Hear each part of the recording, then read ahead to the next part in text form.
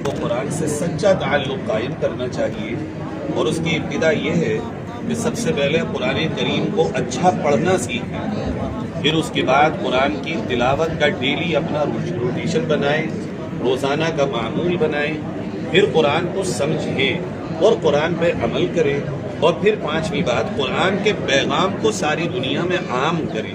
ये हर मुसलमान की जिम्मेदारी है। आज के इस मुबारक मौके पर और आज के इस मसरूद मौके पर पूरे आलम के मुसलमानों के लिए यही पैगाम है कि कुरान को सीखें, कुरान की तिलावत करें, कुरान को समझें, कुरान पे अमल करें और फिर कुरान के पैगाम को हर इंसान तक पहुंचाने की कोशिश करें।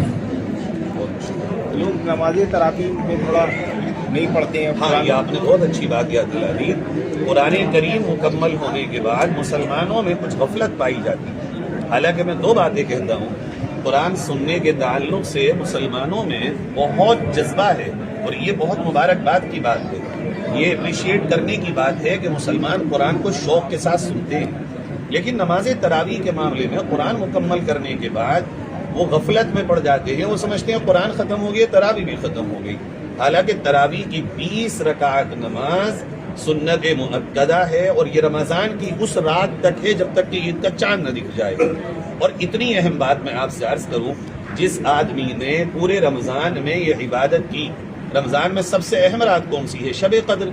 हर आदमी को तलाश है कि शब कद्र मिल जाए, जो 1000 महीनों से अफजल है। जिस आदमी ने मगरिब की नमाज पढ़ी, इशा की नमाज पढ़ी, तरावी की नमाज पढ़ी और तहज्जुद की नमाज पढ़ ली, उसे शब कदर मिल जाएगी इंशाअल्लाह। चूँकि शब कदर रात होती है और रात की स्टार्टिंग मगरिब से फजर तक होती है। मगरिब भी रात में हुई, इशा भी रात में हुई, तरावी भी रात में हुई और तहज्जुद भी रात में हुई। इसके अलावा अगर उसने कुछ भी नहीं किया, खाली ये काम कर लिया, मगरिब, इशा, तरावी, तहज्जुद, तो उसे शब कदर का पूरा सवाब मिलेगा। मैं अपने उन भाइयों से दरख्वास्त करता हूँ जो इसमें गफलत करते हैं। दुनिया कमाने के लिए रमजान नहीं है, रमजान तो है ही आखिरत कमाने का महीना। दुनिया कम रही है, साथ में कमाए, मगर आखिरत गंवा के नहीं। ऐसा ना हो कि रमजान की तरावी का नुकसान करके दुनिया कम रही हो। तरावी का पूरा एहतमाम करें और पूरी पाबंदी करें। एहतिकाफ में कौन लोग बैठे हैं और किस तरह का एहतमाम? एहतिकाफ 20 रमजानुल मुबारक को मगरिब से पहले मस्जिदों में, हर मोहल्ले की मस्जिद में अपने मोहल्ले से चंद लोगों को बैठना चाहिए।